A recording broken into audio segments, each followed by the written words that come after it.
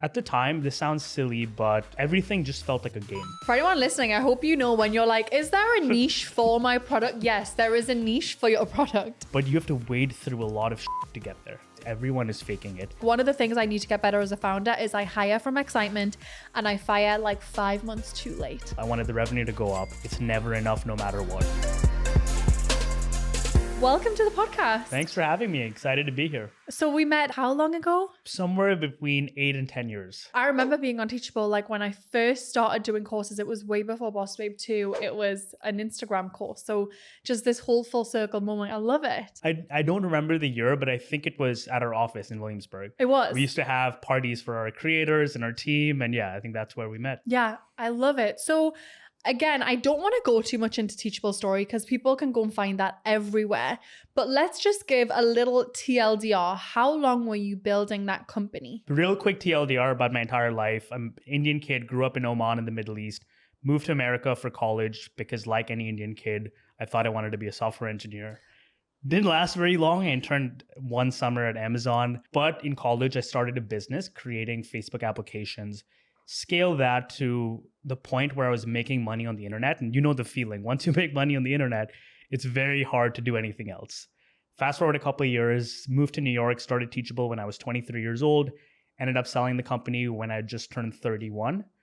And yeah, now here I am running a whole new company. Starting a company like that when you're 23, I mean, did you know what you would do? I mean, I know the answer is no, but like, did you go into it just super naive? I do now, looking back, I think there's an advantage of knowing nothing because you also don't know what you don't know. I think at 23, 24, you have a lot less to lose. Like I have friends who are trying to start a company in their mid-30s. Maybe they have a family.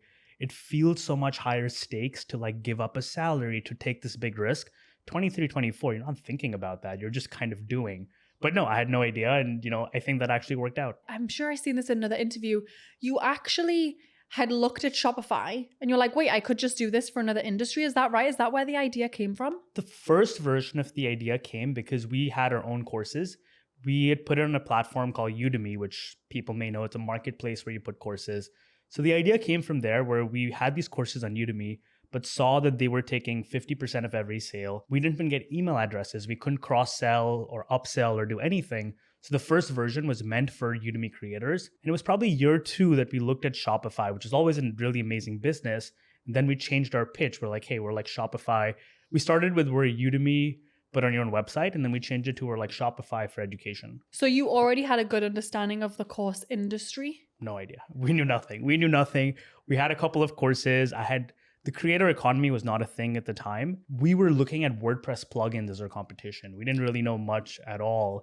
It was only as we got deeper, we learned about the information product space and all of that. And all the things you've learned now, I'm really curious. Do you think the course world is saturated? Do you think we're still at the beginning? How do you think about the creator economy through the information world? I think the creator economy is here to stay. I do think courses now locally are struggling a little bit. And I think there's a couple of reasons. I think one, in 2020, everything jumped online and it took a while for like the rest of the world to catch up. How much, like Teachable, for instance, we doubled from 25 million in revenue a year to 50 million in revenue a year in 3 months.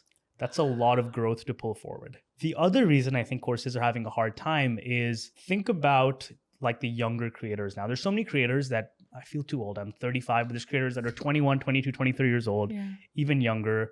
They have tens of millions of followers. They don't do courses. Courses are considered kind of like not cool. So the younger generation of creators, they're monetizing in other ways. And as a result, if you look at the big course creators, they all tend to be a generation older at least. They're all at the youngest, like late 20s, but typically 30s, 40s, and so forth. So as a result, I think courses have lost out with the newest wave of creators. And that's hurting if you look at the overall numbers. Do you think 5-10 years from now, courses will still be as big as they are? How do you see that changing? I think there will never be a shortage of people monetizing knowledge. We always told people not to focus on courses. What you're really doing is you're helping someone reach an outcome. Courses as a form factor may evolve, may die or whatever, but there'll always be a world to help someone achieve that transformation, that step, What form it will take, it's hard to tell with like AI and VR and all of that. But there will never be a shortage of like me coming to you, paying you money to help me achieve my goal. That will always be there. I agree. And I'm so curious with AI how all of this will change because I mean, some people are very honest about I create this whole course on ChatGPT. I think that's going to be really interesting to see. I don't think any of us know how that's going to play out. The hardest challenge with AI is like it's become so easy to create a large quantity of pretty average content. As a result, you have to think like the really good stuff will shine, but you have to wade through a lot of shit to get there. I know, but the thing is, it's getting better and better and better. Like we have been uploading all of our content and now we can put together PDFs, I mean, in seconds. It's crazy. It's really good for like refactoring existing ideas. I think it's awesome. I also think there are some very specific cases that are genius. Like we were just talking about getting a visa. One of the things you have to do to prove that you can get an extraordinary ability visa is be a published author. I heard of someone who basically used AI to write a book and they went from a published author in like 15 minutes and no one in the immigration office is actually reading the book. So there are some cases where you have to produce a large quantity of okay content. It's genius. Wait, that is absolutely genius. Incredible. I feel like that person would be an amazing entrepreneur. And as a result, like I think America is lucky to have them. Can you remember, was there a specific industry or content type on Teachable that just crushed compared to the others? The courses that made the most typically helped you earn more money in some way, shape, or form. And the reason for that is they could charge more per course sold. Like for instance, we had a very successful course on how to play the handpan, which is an instrument I never heard of. They sold a lot, but because it's playing an instrument, their price point is $20, $30, $40. But a lot of the courses that helped you make money could charge $300, $400, $500. So as a result, those did better. But the thing I will say that made me feel good and kind of surprised me is it wasn't just like make money online type stuff. There was tremendous diversity in the kinds of courses that people taught. One of our most successful courses was how to have a water birth. Wow. And all kinds of topics. That must have been so interesting to just see, wow, I didn't know it was a niche here. It was fascinating. Where it got tricky is eventually we reached a point where people tried posting content that we thought was kind of inappropriate, but then it became our job to decide what was or wasn't inappropriate. And the amount of hours we lost at a company deciding like, should we draw the line? Like what is past the line? Like some things clearly past the line, some things not past the line. And I was just at the Kajabi conference over the weekend and they were telling me that was one of their biggest issues. I guess content moderation, if you're in that business, is such a thing. We had one course that's like clearly hate speech. Some race talking about why their race is superior. Easy. Then we had a course on overcoming white supremacy, which I fought to keep, where people are paying money. So they have white supremacist feelings, but they're paying $200 to get over those feelings, right? So this was fascinating. As a company, I was like, we should encourage this. But our team was like, no, this is really messed up. So you get into these situations where there's no clear answer. Yeah, there's a $200 course helping people overcome their feelings of white supremacy. Well, I mean, I'm glad they want to overcome that. That's great. Correct, right. So I think by deleting that course, we should keep it. But yeah, we got into all these debates all the time. For anyone listening, I hope you know when you're like, is there a niche for my product? Yes, there is a niche for your product. So you were building Teachable for, say, 8 years before exiting. I feel like building in your 20s up until your early 30s, that is when you're developing your identity. How was that, building a company that just got so big and you became such a public figure at a young age while developing your own identity? Who am I? What do I want? How was that for you? Because I know for me, I mean, Boss Babe, so much more than Teachable, but I was forced to grow up so fast and at some point had a full identity crisis. I was like, wait, I have built something from a really old version of me and now I'm figuring out how do I fit with it. So I'm so curious about that. I think what ended up happening, and maybe it happened to other people as well, I felt like professionally you advance relatively fast, but on the personal side, felt like I was in a state of arrested development a little. And it was also true for a lot of our team where we ended up as a team getting very close to each other in a way that, yes, we're building a company together, but we're also mostly all kids in our 20s living in New York, going through life together. I mean, it was a blast. I couldn't do a lot of that again because like work and life just overlapped in every way, shape, or form. Like a couple of my closest friends were people that worked for me who now have gone on to start Circle, right? Like we were also just people going through life at the time. It was an experience. Again, I wouldn't trade it for anything. But building a company now in my 30s, it's very different. There's a clear separation between this is my work and this is my life. In your 20s, it's all encompassing and it's kind of all you do. Yeah, and you kind of don't need that work-life balance in your 20s. It's such a great time to get out there and explore. But I think you hit your 30s and you're like, wait, there's actually more to life. Cool. How does it all fit in? So what led you to wanting to sell at 31? We decided to sell at 30. The transaction cleared at 31. If I had to put it down in one sentence, I think I was tired. At the time, it was more that this offer came in opportunistically. I felt it was stupid to not at least hear them out. I really liked the people we sold to.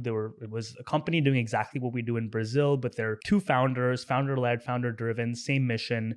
So I sat down, started chatting with them, and then realized that, hey, this could be a good outcome because I mostly didn't have the stamina to go another 5, 7, 10 years or whatever. As soon as I could validate that the price was fair, it was a good enough price, I thought about it for a bit, but eventually I think the tiredness was made me feel like this was the right decision. As you were building with a venture-backed company, was there a limit to how much money you were personally taking home?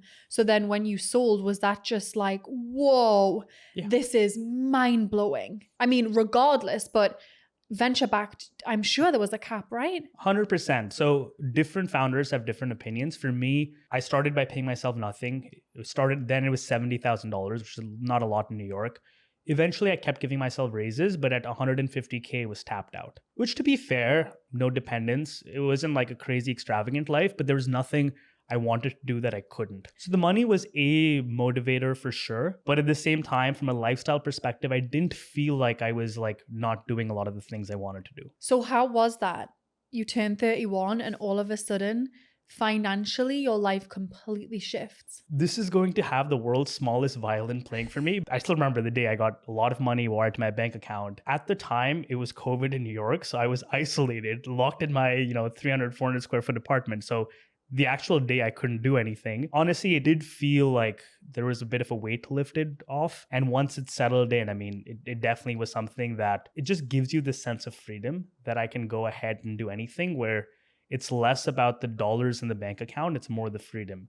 Specifically, the biggest inflection point in how I felt didn't come when I got the money in the bank. It happened 8 months later when I quit my job of being CEO, and I felt like, wow, now I can breathe. Was freedom a driver for you when you were building this? At the time, this sounds silly, but everything just felt like a game. We had a certain revenue number. I wanted to advance to the next level. I wanted the revenue to go up. So it just became this fascinating intellectual problem of, this is a business. How can we do better next month? How can we do better next year? And because it's a startup, everything changes so often that it's very, very stimulating. It's really fun. And as stressful as it is, eventually, that's why I'm doing this again, you tend to miss playing that game. I can imagine receiving that too, and then stepping down as CEO, again, coming back to the identity. Was there any work you had to do around your identity? Because all of a sudden, you're in a situation where you don't really ever need to work a day in your life again. You're very well known. This was very public.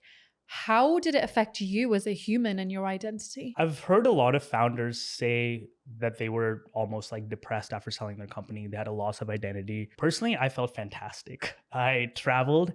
I basically devoted myself to a bunch of side quests. I wanted to get very good at surfing. I wanted to get very good at tennis, spend a lot of time with my parents. So for 18 months, I think I kind of just traveled the world. I ran a venture fund on the side. So it's working 3-4 hours a day, which was honestly perfect to still feel engaged, but I had complete freedom.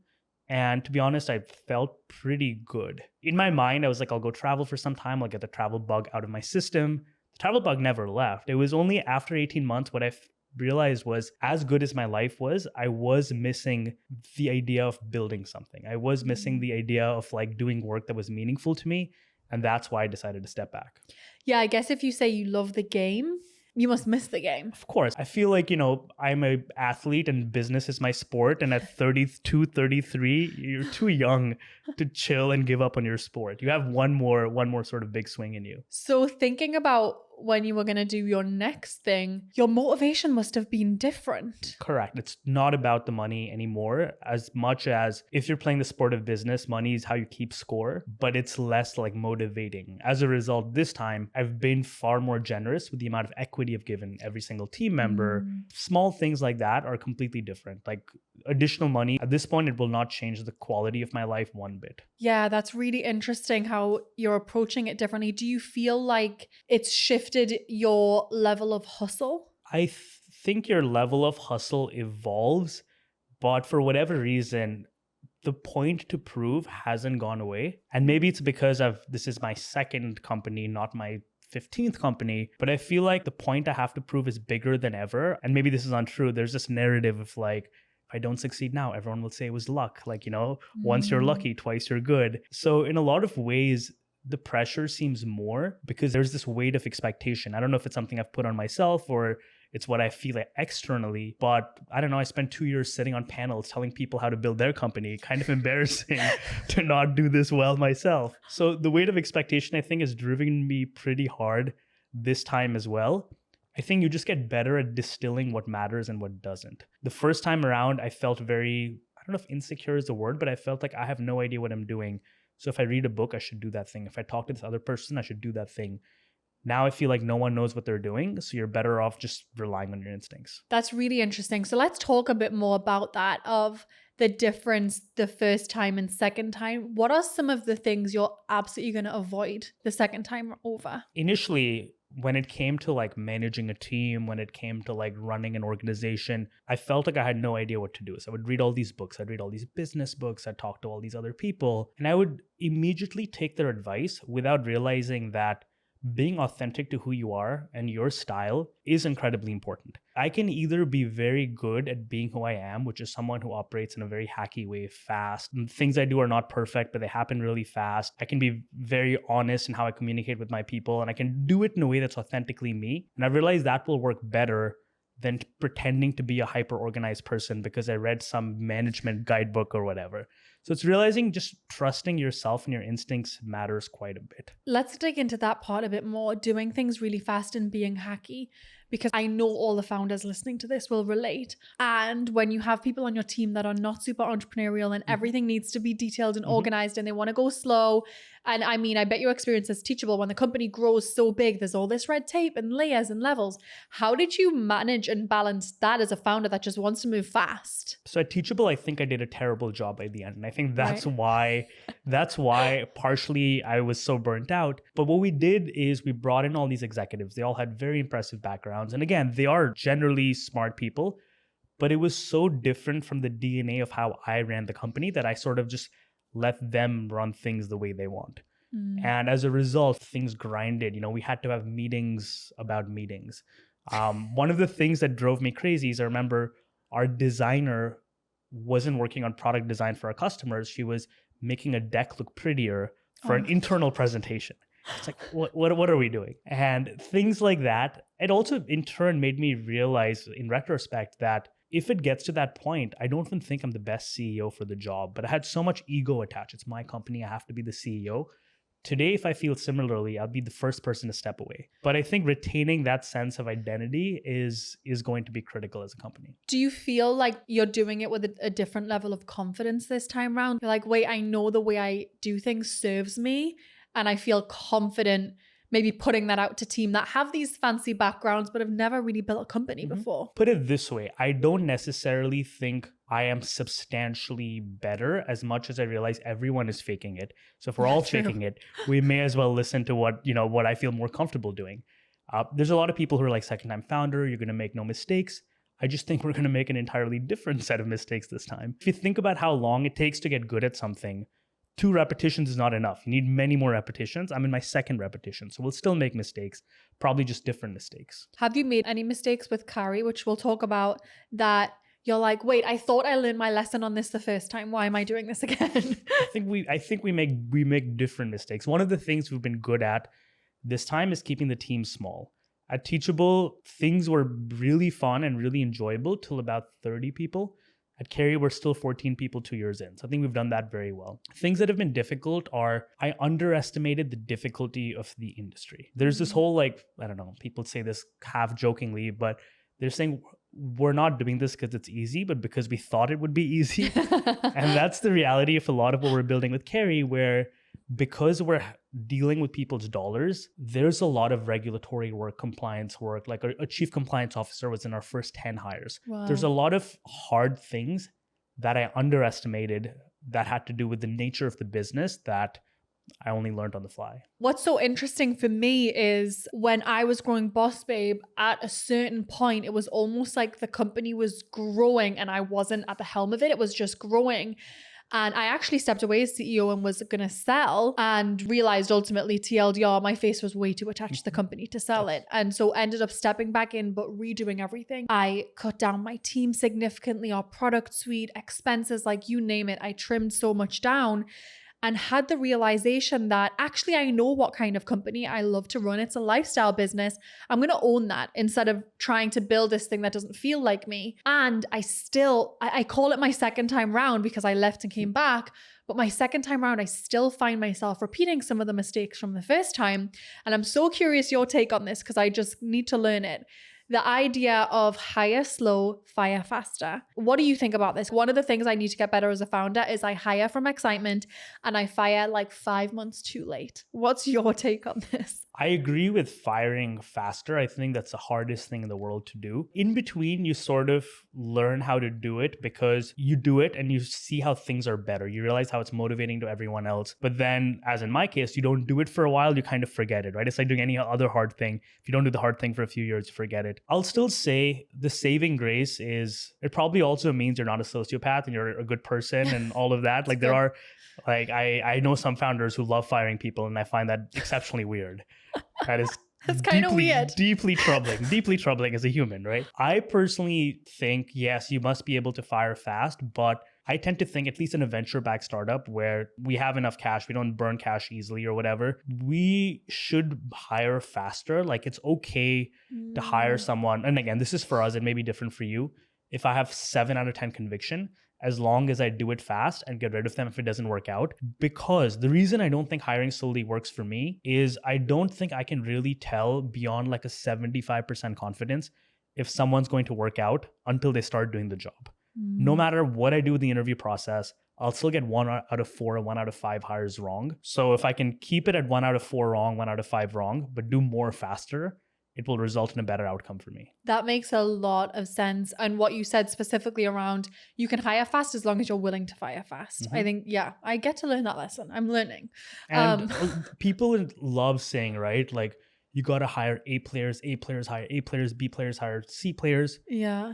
I think as your company grows, you're going to have a large enough team. It depends how you define A or whatever, but being too much of a perfectionist and keeping roles open too long can also hurt you. And sometimes someone pretty good with high upside is totally worth it versus waiting for the perfect person. Totally. Like even if they don't have all the skills, if they've got that attitude to learn, it's the best hire you can make. How do you feel? Because I see this a lot, especially in the course creation and information industry of a lot, like you might have had this Teachable where your team might be seeing the revenue that creators are making and they either come and haggle you hard for comp or they want to leave and do it themselves. I can see you smiling. Was this something you dealt with? Dealt with it quite a bit. The funny part is, at least what we saw, is a lot of people saw this and they tried to do it. And most of the times they found it really hard. Yeah. Building an audience is not a joke. Like of all the people from Teachable, and we probably over the course of my tenure hired 250 people, I can only think of one person that has gone on and built a successful content business. At least 30 or 40 tried. What they found is building an audience is really, really hard. It can take so long to get to $10,000 a month in revenue. And then they're like, wait, I make $100,000 at Teachable and have health insurance and have all of this, and I can not work that hard. This is actually a pretty good gig. They saw that. The other thing we saw is a lot of people kind of lied about their numbers in terms of the creators and stuff, because again, we process payments for everyone. And we'd see people talking about like analysis of my 6-figure launch. And it's like, you made $12,000. The rest is in uncollected payment plans that are not coming through. Yeah. And I think a lot of people were actually turned off by the industry by the end, where they just saw so much inauthenticity. Not everyone, by the way. Some of the best people have always been very transparent. But as you know, in the space, there's a lot of people who talk a big game, Oh, it's prolific. especially if they're trying to paint this narrative of external success. Yeah. We see it all the time. We're like, wait, I was inside there. I saw how many students you had. So what problem are you solving with Carrie, and why did you want this to be the problem you solved? I never thought about personal finance, money too much until a few months before selling the company. At the time, I knew it was going to be a good sale. So I hired lawyers and accountants to like look through everything, see if there's anything smart I could do to save on taxes. And they ended up finding what I didn't know was the largest tax loophole in America. But it basically, like, they set up a couple of structures, few trusts and things we can get into the details. They're kind of boring.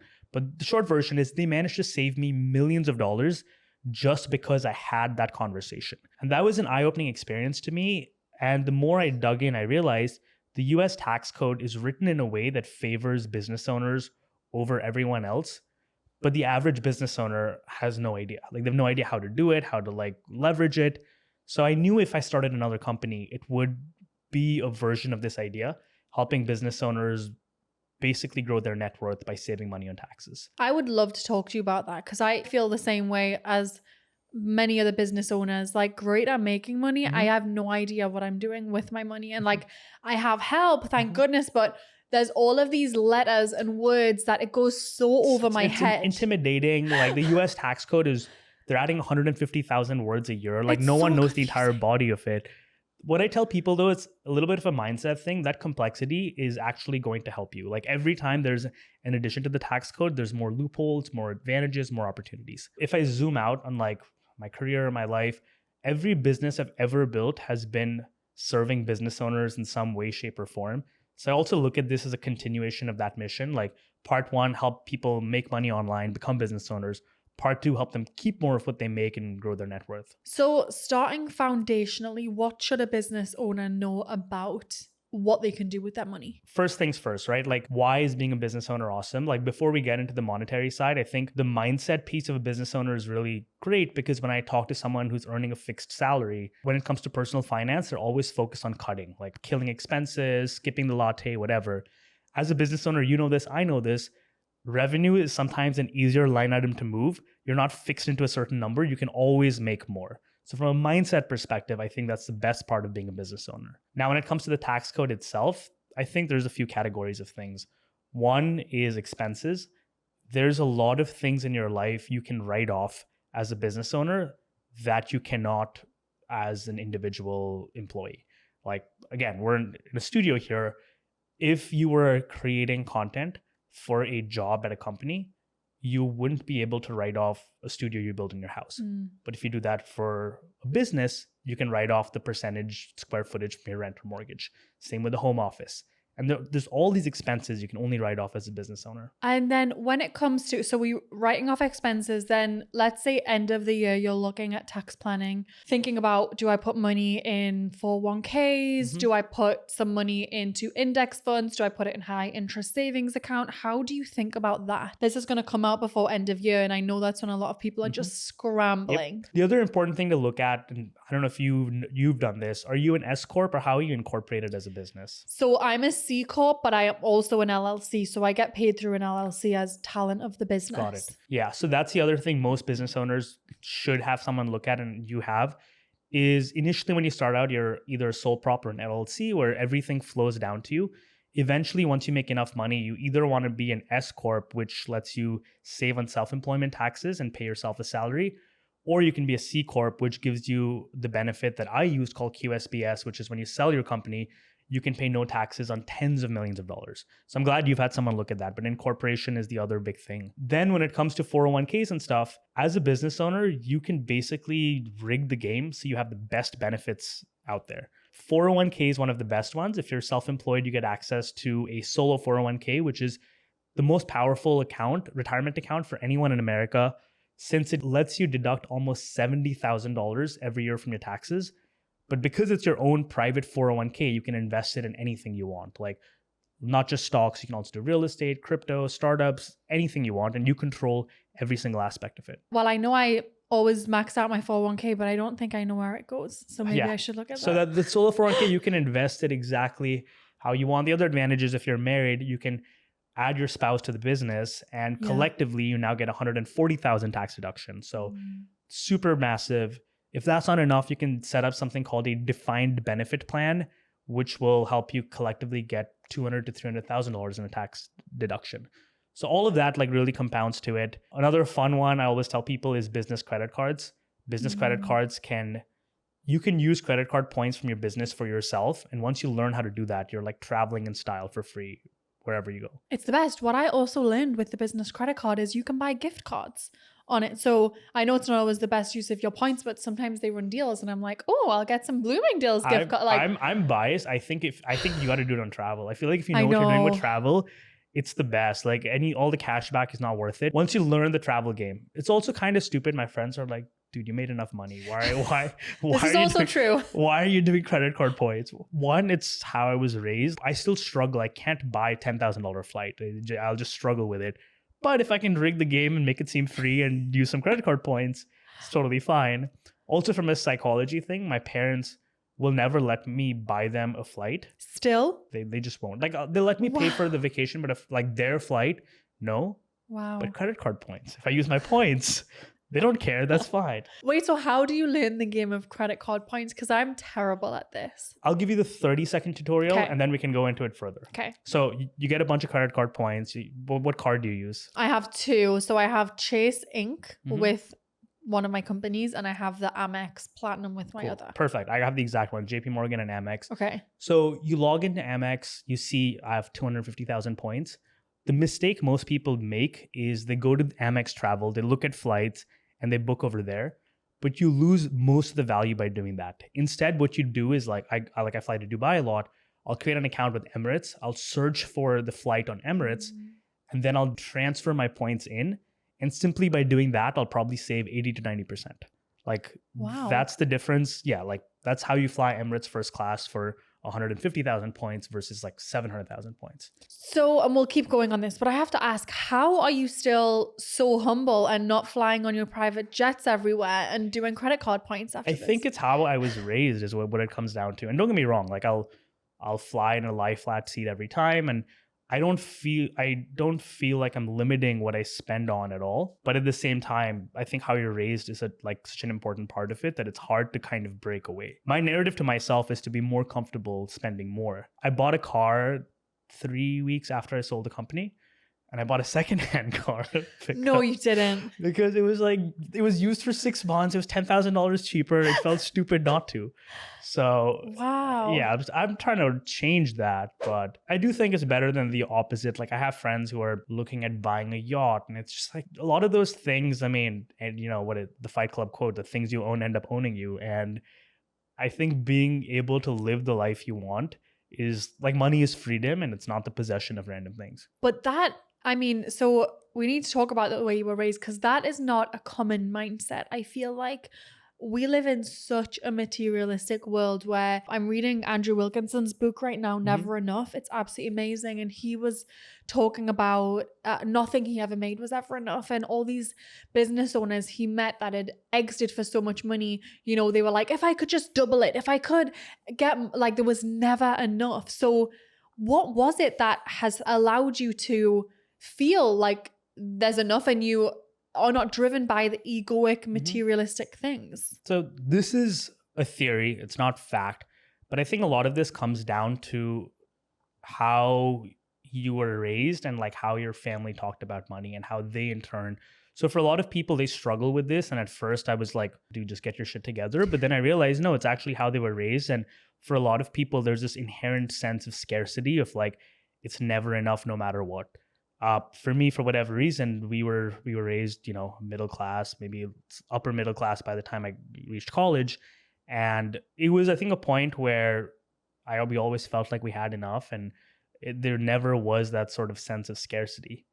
But I also just think some of it is kind of luck, right? Like we don't choose how we grow up and all of that. But for me, I do know like any sort of the pursuit of more wealth all it does is it changes the number I go to the grave with. It doesn't change the quality of my life anymore. So did you feel like your parents didn't often say, no, we can't afford that? Because one thing I read in Andrew Wilkinson's book, which was so interesting, was he went to a private school, or like a really fancy school, and he grew up in a neighborhood with lots of fancy houses, but he had the smallest and his family could barely pay rent on it. And he was just seeing that he never measured up materialistically. Did you feel like you did? I didn't think about it, which in turn probably makes me feel like it was fine. Right. I do remember early on when I first came to America for college, my parents had saved their entire life to send me to college. So I had a lot of guilt that I was like, I need to do well. I need to go to class. I need to be good. Halfway through, I started paying for college myself. And at that point, I just felt this massive weight lifted. I didn't have to go to class anymore. Now, like, it's my money. Who cares if I go to class? But once I broke past that, like, which is why I think money is and was the most meaningful thing in the world at that point.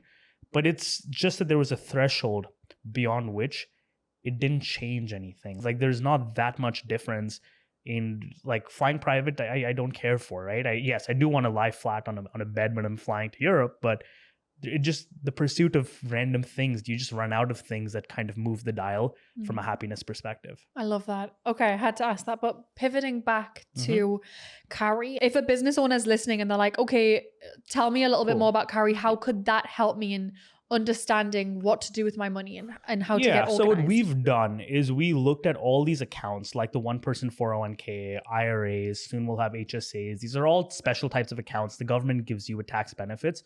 We've built a platform for people to create these accounts and invest it in pretty much any asset they want, whether it's like stocks or ETFs or crypto or alternatives, whatever it is. That's what we have built today. If you look at 5 years from now where we want to go, it's basically going to be this engine where you come in, we learn a little bit about you, who you are, what your business does, how much it makes. We'll give you a list of strategies to help you save money on taxes. You can implement them on autopilot, and then we'll also eventually file your tax return for you. So we're signing off on it. But that's the long-term vision where it's like, you don't have to worry about any of this. This is like a tax saving tool on autopilot. And who would you say is the absolute ideal client in terms of revenue level, savings, employees? So our perfect client right now is the person who can take advantage of the one-person 401k. So what that means is you are either an independent business owner, or you have a couple of partners and no employees, or you and your spouse, making, I would say, at least 100,000 a year, somewhere around there, all the way to much more than that. Typically for people like that, we can get them a tax deduction of tens of thousands of dollars. They have this account that's more powerful than anything else. They can invest in any asset class, grows without taxes. They can borrow money from it if needed, even get a tax credit for setting one up. So that's sort of the sweet spot today, but we'll keep broadening who that is. And for someone listening who just is hearing tax credit and deductions is already confused. I know. I feel so bad about this. And is that something that is taken care of when they sign up? Like it's step by step and easy, or they're going to have to learn it? We're trying to make it as easy as possible. Basically roughly what happens is you make, let's say $100,000 a year. With a one-person 401k, you can put in up to 30 to 40k in this account. So now your income that's taxed is 100K minus 40K, only 60,000. So you save a lot of money on taxes. Now that $40,000, it's not just chilling. You can invest it in anything you want, and any growth inside that account, there's no taxes. So you're getting dividends, you're getting interest, you're buying and selling. So by the time you retire, you put in 40,000 every year, you have millions and millions of dollars that you get access to in retirement. And you've saved so much in taxes just by doing that. So is this a place people put money and then earn passive income from? Or is it ideally they put money in and they don't touch it for another 20, 30 years? So they put money in and they can invest it however they want. For people who don't want to deal with that, there's also a button where it's like, this is my risk score, just invest it for me. Got it. But otherwise, it's an investment platform where they can choose exactly what to invest in. And can they decide if they want to be taking money out, or will you guys say, hey, we would recommend you just keep things in? Because it's a retirement account, you cannot typically take money out till you retire. Got it. However, you can borrow up to $50,000 as long as you pay it back. So you can borrow money for short-term needs, but you can just withdraw money until retirement. Interesting. And I also love that this is geared towards solopreneurs because I am seeing such growth in the solopreneur space. 100%. What do you And think? these are things that typically your company would do for you. Uh-huh. So that's the other thing, right? Where like your company takes care of this, but if you work for yourself, you need someone to help you out, and that's where we come in. Yeah, I love that. I'm just seeing so many people either leaving their full-time jobs to be solopreneurs and just consult for a couple of companies or work fractionally for a couple of companies, or decide, you know what, I am a creative. I don't want to manage a team. I want to go into business on my own. Are you seeing that? Absolutely. Also, a lot of our customers, funnily enough, have a full-time job and also a side hustle. So they use this with the Interesting. side hustle. So you don't, if you have a full-time job, you can still set up the one-person 401k just for your other business. So smart. I'm going to put the links below for anyone listening that wants to sign up. I'll put all the links and stuff. So another thing that I want to talk about that you're doing with Carrie, I get your investor updates. I'm always just so interested by them. And it looks like what you're doing with Carrie is very similar to Teachable in that you're really focused on recurring revenue. Can you talk about that? We spend a lot of time thinking about what makes a fundamentally good business. And I genuinely believe selling software is a really good business because there's no marginal cost as you add more customers. And if you get people to pay you monthly or annually, even if you, let's say, are churning 3 or 4% a month, you're starting at 96% of last month's goal automatically. So recurring revenue has always been a big theme. Even now, like we've floated the idea, right? Like we have courses. We're like, what if we sell courses one-off? I've told my team it doesn't move the dial. Like I don't care about making $100,000 in one-off revenue. I'd rather add $10,000 or $15,000 in recurring revenue. That's so interesting. And so you're really thinking, let's shoot for long-term revenue that's sustainable versus those cash influxes. Correct. And again, this is also biased, by the way, by the type of business I'm running. I'm running a venture-backed business. We don't get profits. We don't get distributions. Making more money today doesn't help me. I'm building a business that can eventually get to billions of dollars in annual revenue. And for that, it's a different playbook. If I was a creator, I would feel very differently, where I think there's always room to have good one-off revenue and so forth. Yeah, but even as a creator, I feel like I've always had memberships. And I also have a product-based business where it's on subscription. That for me just takes so much of the weight off. And I always say you don't have to have a membership, but even if you've got long payment plans or something and you're delivering and you can somewhat predict what revenue you're bringing in, it just helps you make smarter decisions generally. The predictability, I think, is the best part, right? You can account for how things are going to go and you truly get off the whole treadmill, like of you have to put in more hours to get more dollars. This you can step away from, and it just makes for a much more sustainable business. What made you want to raise venture again for this company? The reality is it's just difficult to build a fintech company. Like because we're dealing with money, we have a lot of compliance costs, software costs. Things are just harder. With that said, the way I raised venture, the first round of funding was my own fund. The second round of funding was a bunch of friends in which you participated. A lot of other people participated. Our institutional round, we've only raised one, and it may be the only round we raise. Like the last round we raised was a Series A, and the narrative I've told our team is, let's imagine we will never raise another dollar again, and this is it. So yes, we're raising venture, but I think we're not on the venture treadmill where you keep trying to raise the bigger and bigger round and then spend your time optimizing for the next round versus just building the biggest business you can. Yeah, that's what stressed me out when I see some companies on that treadmill of like, they are just thinking about raising money constantly. And it's just bigger nerve-wracking too, because you're like, I have 6 months of runway, or I have to fire 55 people and ruin everyone's life, or I raise this round. And at Teachable, we raised $12 million, but still had $9 million in the bank when we sold. So we were always quite close to profitability. And that's how I would like to get Carrie too, where we're burning a little bit of money, but it's not like how much we're making and how much we're spending are diverging, which to me just seems too stressful. Do you feel like it's taking a lot of self-control to do it in a way where, because you said you have 14 team members, you're not just, you get a bunch of money, you go and hire a ton of people and just move super fast and like scale at all costs. How are you balancing that? To be honest, I think the fact that I made a lot of money and bought a secondhand car is not unrelated from how I run my businesses. When it comes to running a business, or anything in life, I'm a very competitive person and I don't want to lose. And to me, increasing your burn rate dramatically, the speed of outcome could happen faster, but you risk a little bit more. And the way I look at it, I don't want to lose. I will not lose. And as a result, like I want to kind of take any luck out of the game, and keeping a low burn rate is a part of it, but it's also part of my personality and, how I operate. So aside from the kind of red tape and regulations and things, what other challenges have you had this second time round? A challenge we had at Teachable, it's still too early to say if we'll avoid it, is we grew pretty fast to about 10 million in revenue. But past that point, our churn was quite high. So every additional step going from 10 to 20 was quite hard because we were churning 5-6% every month. We built this really, really strong sales engine while our product retention wasn't as good. This time what we've done, and again, we'll see if it's a good idea or not, is for the first 2 years, we spend nothing on marketing. We have 3 marketing team members, but $0 in any kind of acquisition, with the idea that I want to get to $1 million in revenue. I want things to just feel really good, feel like there's expansion revenue, and only then start pushing.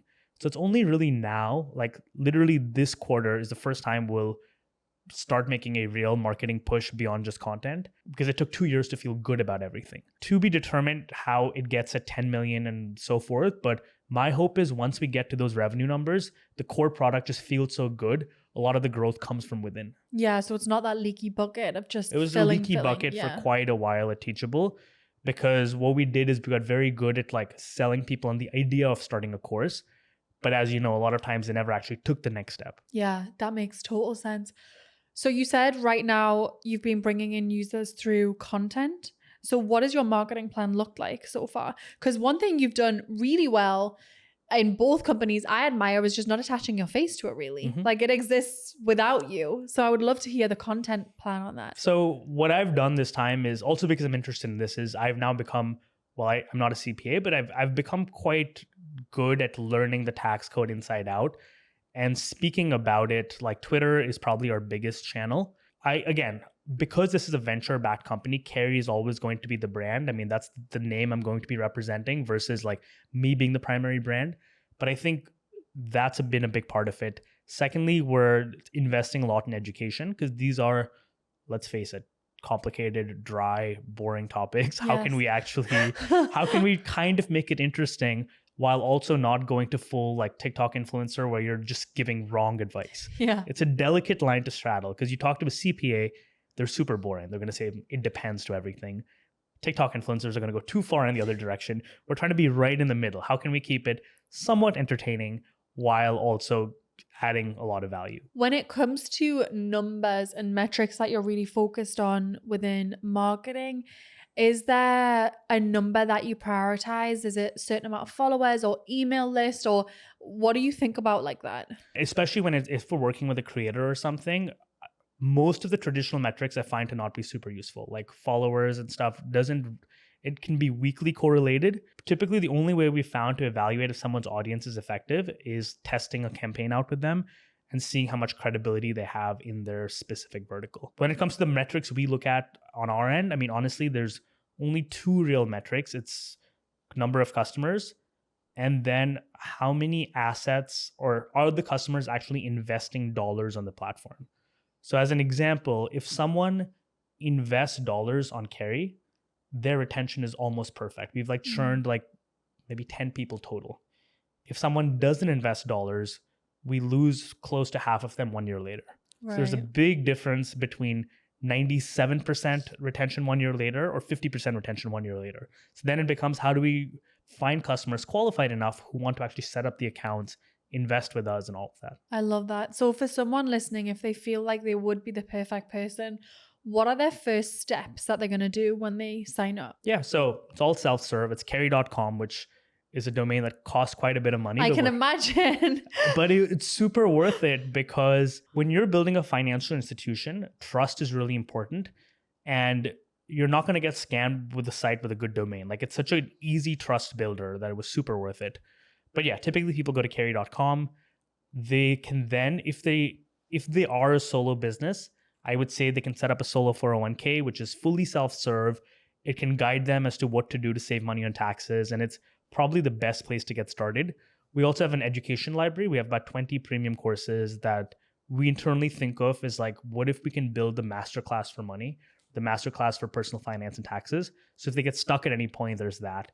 We also have the ability to add a financial advisor to their account. So then there's a human who can come and point them in the right direction and kind of walk them through what's needed. I love that.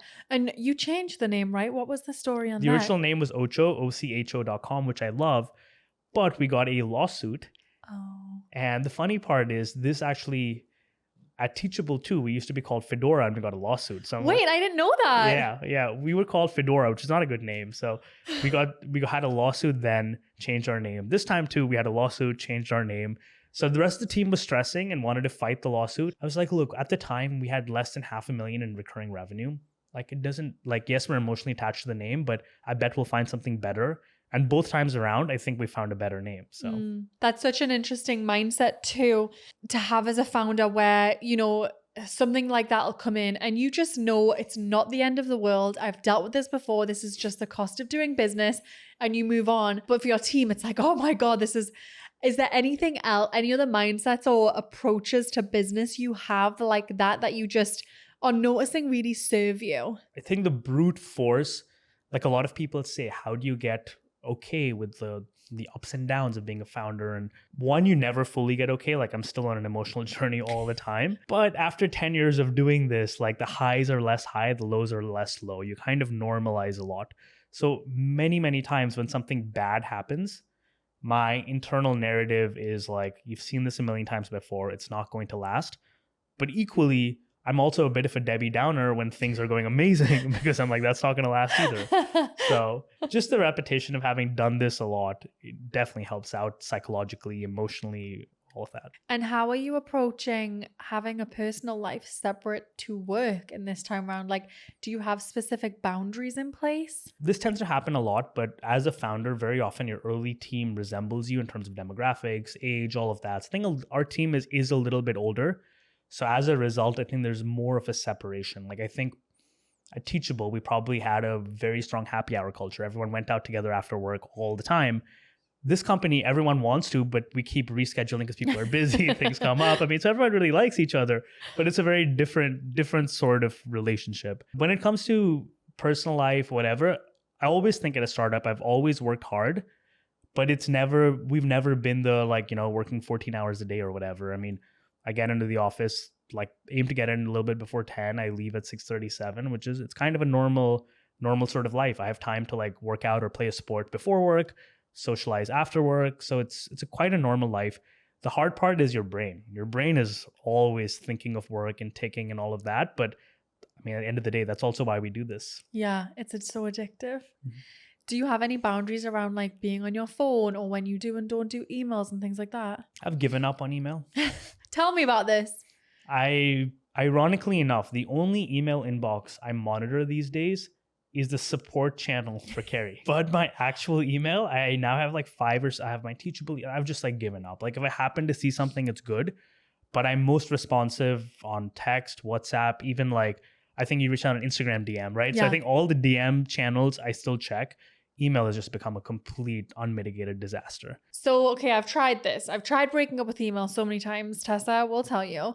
I've even put the automated responses on like, hey, I don't really check my email, and they just email again. How do you let go of that feeling of like, I need to reply to people. I need to do this. I have a few inboxes I'm not logged into in months, so that helps. So how do you personally get okay with that? I think it just became so chaotic and overwhelming where it's not even that I'm okay with it. I'm so afraid of what's in it.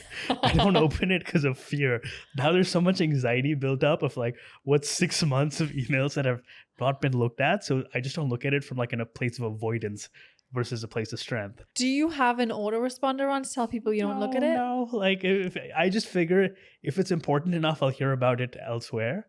But I would also say, and maybe this is like some form of ADD or whatever, I wouldn't advise anyone to live their life the way I do. Like I frequently have like a danger of like, I realized I hadn't paid my electricity bill for 2 years. So I wouldn't recommend following in my footsteps because a lot of my like life is very chaotic and very disorganized. And so do you ever worry you're going to miss out on like a big opportunity that comes in your emails? Or I don't have that kind of FOMO anymore just because I just think there's always like opportunities and stuff. Right now, building this company is quite important, and I just can't spend my time on all of that. But for instance, I've also noticed with other people, so I do tell our marketing team, if you're trying to get in touch with someone, don't just rely on email. I think the channel has lost, it's still the best way to do sales at scale.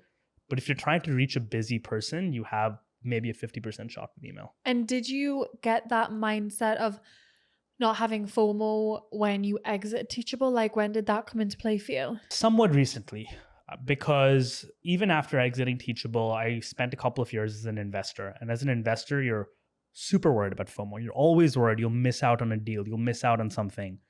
And then in that period, I invested in maybe 60 to 80 companies, saw a lot of it, and just realized it's a very hard life to keep up. And if you play that game of trying to keep up, it'll consume you. It'll take everything away from you.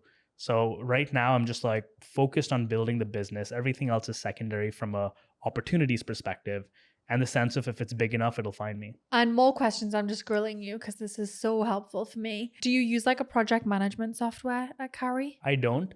But again, I tell people what I've done is I've surrounded myself with people that are very different from me, that are much more operational, organized. Nick, my co-founder, is the antithesis of me as a human being. I thrive in chaos. I have no systems, but he's very organized. And I think having that kind of pairing is very, very helpful. My to-do list is a Gmail draft. When I'll remember what to do, I'll start a draft, but I'll never update it. So in my draft section, I have thousands of to-do lists. And if I search for something and it shows up in 10 of them, it's clearly this is a task I've been putting off.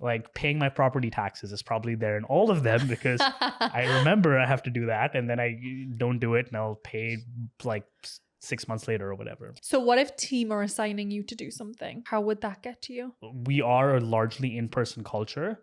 The downside of that is sometimes when it's important, like if I have to approve a wire, I will literally have Nick stare at my computer and say, I'm not going to leave until you do this now because you're going to forget about it. But I do think, again, in-person cultures, work really well for me, where if my choice was building a remote company or building no company, I would have chosen no company because I don't want to spend so much time on Zoom. I don't want to spend all this time isolated behind a computer. I realized that was also what was burning me out about Teachable. I think as humans, we are our best when we spend time outside, when we spend time with people, when we're moving our body. And a laptop remote job is the antithesis of that. You're isolated behind a computer, indoors, and I didn't want that. I find that really challenging because I feel like with a remote company, all it is inbound.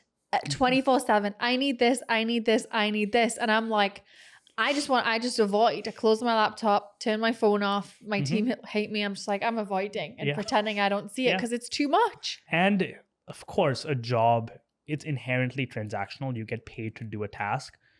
I find with a remote job, it really emphasizes the transactional nature, while when you're in person, I find a greater sense of camaraderie of hey, we're building this thing together. I also will say it's a little bit harder, I think, for creators, because with creators, if you are the personality, they are working for you, versus if the brand is a personality, we're all working for this thing we're creating together. Yeah. So it's another challenge I've seen creators have, and all the more reason I think, yes, I got burnt out, but I think creators get burnt out faster because it's so demanding and you are everything. If you're not producing content, you're falling behind. Yeah. The team you have, they're working for you. They're not working for this bigger thing you're all creating together. What's really challenging about that, being a creator and a CEO, is you're creating content and running a business, and the two of them merging is very challenging. As a CEO, as an example, you have to be on a manager's calendar, which means lots of small blocks of time. Yeah. Very scattered, no time for deep work. As a creator, you have to have time to go deep. So those things are just clashing with each other. It's so hard. Right now, it's easy for me because I have no deep work. I cannot do deep work. My job doesn't allow for it, but it's okay because I rarely need to actually do anything in a 6-hour block of time. But as a creator, you don't have that luxury. So what would you do if you were in that situation? Would you hire someone to do the managerial? Potentially that. I also think there's a lot of creators that find a lot of joy going back to creating. Even if it means trading a smaller business. One of the best examples, I'm sure you know Pat Flynn. He was and is running Smart Passive Income, scaled it quite a bit. It's obviously incredible. He was one of our biggest affiliates, huge fan. But now he's having the time of his life creating a Pokemon channel with his son. He's at 1 million subscribers and he's just thriving and enjoying being a creator for the love of the game. And I think as a creator, when you start a business, it's easy to forget the love of the game. It's easy to forget the things that drew you to do it at first. And you get so caught up in funnels and KPIs and leads and all that bullshit that, you forget what it's like to actually just create. Yeah, I mean, that's why I almost tried to walk away from my company, because I was like, I'm running a company and I'm a creative, but I'm not doing anything creative. Everyone's telling me what I should say, what I should record. And I'm like, I just want to do what I want to do. But that's really challenging. Mm-hmm. So when I mentioned the solopreneur movement, that's what I'm seeing a lot of, is people scaling back their teams to get back to doing what they actually love. There's a creator I really love, Vanessa Lau. She had built this huge business as a creator and hated it. And she burned the whole thing down, refunded everyone, and was like, I'm going to go back to just creating for the sake of it and see what happens. And I think COVID, I mean, I know for our business, COVID was freaking amazing, but the way in which we grew, I just had no control over it. I lost full control of the business. And then I was on a hamster wheel of keeping up. But I think the next wave is coming back to that solopreneurship, which is really interesting. Absolutely. And again, I've seen so many creators have this journey. And a lot of them also realize, like, a lot of them get to a point where, again, the money doesn't move the quality of their life. They can make less revenue with less expenses and be so much happier. Yeah. That trade-off is just not worth it. It's not. But I think sometimes, I know for me, I had to make the money to learn the lesson, because I grew up with that scarcity mindset. I grew up, there was never enough. And so I was so motivated by money until I looked around and was like, wait, this isn't motivating. I would rather scale everything back than be on this treadmill of more. And again, just to caveat for everyone listening, we're talking about champagne problems. Money was super motivating until a point. Like, there's absolutely a massive quality of life difference when it doesn't matter anymore. A narrative I heard, which I found interesting, is someone's like, the way I feel in my life is I've solved the money problem. And when that's gone, it's like the problem is solved. But solving the money problem was very, very meaningful and did make a big difference. But the issue, I think, is people think the money problem is bigger than it is. They think they need way more than they do to solve the money problem. Or once you've solved it, that they keep getting incrementally greater returns when it doesn't really happen. Yeah, I just think, like you were saying, with creators sharing numbers that aren't necessarily true, if that's your algorithm, you're going to be seeing every person online is making millions of dollars. And so you think, well, I should be making millions. And you'll realize, wait, I was really happy at this financial level. Everything was paid. I was having really good savings, but it's just hard to know till you get there. But I don't think the number is as big as people think it is. I think it's different for everybody, but it's not what you think it is. At Teachable, we saw the numbers. I mean, the people at the very top end were doing well, but the real sort of like demographic we focused on was 6 figures a year. If you made $100,000 a year, that's a very good salary in most parts, and that's completely life-changing. It's life-changing. And if you can sustain that and get to a point where you have an amazing life outside of that, like, what more do you want? Absolutely. There's a big difference also, right? We always told creators, like, if you do the creator thing well, you make a living doing what you love, which is a luxury most people don't have. So you try and maintain that versus building it to something you don't care about. Yeah, if you're too good at what you do, then it goes the other way. I love this conversation. I just want to say I really admire the way that you live your life. I think it's really rare. But as you're speaking and talking about your philosophies and the way you think, I just think there is no one better positioned to be doing what you do. And I really admire that. Just want to let you know. I appreciate that. Sometimes I wonder myself, so it's good to hear that. You're like, why am I doing this why again? am I doing this? No, but I joke. I'm like 80% of the time, I'm like, there's nothing else in the world I'd rather be doing. 20% of the time, I'm like, what was wrong with sitting on the beach? What was wrong with that? Do you still make sure you carve out now travel and vacation time? I do, but I've become the kind of traveler I detest, which is lots of short trips. And again, like, the true travel community shames you. They're like, I wouldn't go anywhere if it was not for 3 weeks. But it's like, I want to be at the office, yet I still want to travel. So I'm going to go to Ecuador over Thanksgiving and, Yeah. like making those sorts of things. But in general, no, I feel like I live a very blessed life. Oh my God, the old traveler would hate the way I live my life. I have a daughter, I have a 2-year-old. So if I can be somewhere for less than 24 hours, I will. You- I just got back from a speaking trip and I didn't see the outside of my hotel room. I'm like in and out. A past version of me would have been, let me do this, let me do that. But priorities change. Absolutely. And again, building a company with a team where I care about every person I'm doing this with is profoundly more meaningful than going to the 67th country. Yeah. But whenever I'm not running this company, I will also lean back into that life. Yeah. I love it. Well, thank you for being here. Thanks for having me. Can you let everyone know where to go sign up for Carrie, where to find you, all the things? Absolutely. We're at carry.com, but we'll leave a special link under the episode so they'll get something. And yeah, thanks for having me. Amazing. Thank you. Thanks.